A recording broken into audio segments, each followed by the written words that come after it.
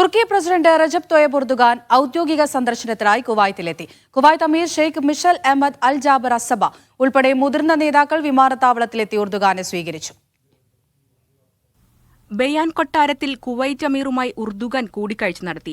ഫലസ്തീൻ, സിറിയ എന്നിവിടങ്ങളിലെ സംഭവവികാസങ്ങൾ, സംയുക്ത സഹകരണം വർദ്ധിപ്പിക്കൽ, മേഖലയിൽ സമാധാനവും സ്ഥിരതയും ഉറപ്പാക്കൽ തുടങ്ങിയ വിഷയങ്ങൾ ചർച്ചയായി. പ്രതിരോധം, ടൂറിസം, നിക്ഷേപം തുടങ്ങിയ മേഖലകളിൽ നിരവധി സഹകരണ കരാറുകളിൽ ഇരു രാജ്യങ്ങളും ഒപ്പുവയ്ക്കും. ബയാൻ കൊട്ടാരത്തിൽ നടന്ന ചടങ്ങിൽ തുർക്കി പ്രസിഡന്റ് അമീർ Sheikh Mishal Ahmad Al Jaber അസബാഹിന് ടോഗ് ഇലക്ട്രിക് കാർ സമ്മാനിച്ചു. സമ്മാനത്തിന് നന്ദി അറിയിച്ച അമീർ തുർക്കി ജനതയ്ക്ക് ഹൃദയംഗമമായ ആശംസകളും നേർന്നു.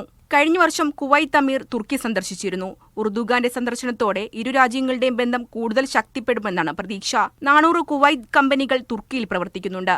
50ഓളം തുർക്കി കമ്പനികൾ കുവൈത്തിലെ വിവിധ മേഖലകളിലും സജീവമാണ്. കുവൈത്ത് അന്താരാഷ്ട്ര വിമാനത്താവളത്തിലെ അടിസ്ഥാന സൗകര്യ പദ്ധതികൾ ഉൾപ്പെടെ നിരവധി വികസന പദ്ധതികളിൽ തുർക്കി കമ്പനികൾ പങ്കാളികളാണ്.